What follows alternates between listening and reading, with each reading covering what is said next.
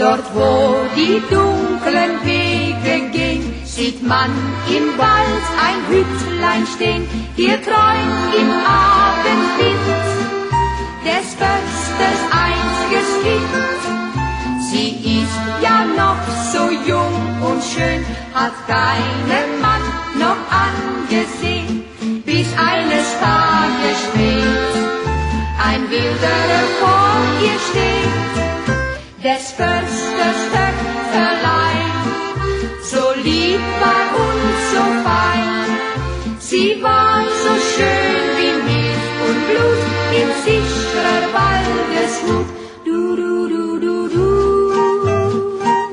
Du, du, du, du, du.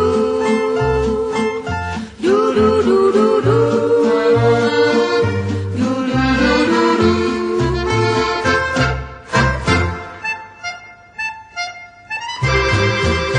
Der Wilddieb sah sie zärtlich an und sprach: Ich bin ein armer Mann, seh ich dein Angesicht im letzten Dämmerlicht. Das Mädchen wurde blass und rot, mein Vater, ach, er schießt dich tot. Es kann ja doch nicht sein, ein Wilddieb darf mich nicht freien.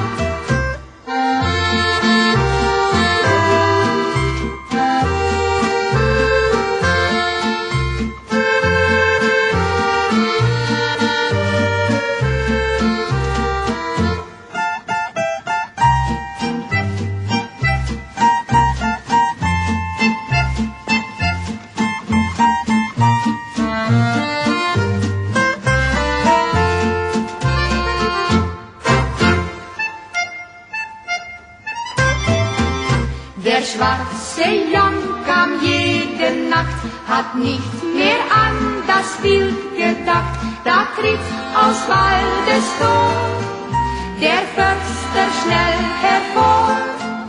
Sein Schuss im hohen Wald verhallt, des Wilddiebs Wangen werden kalt. Sein allerletzten Blick gilt nur seinem einzigen Glück.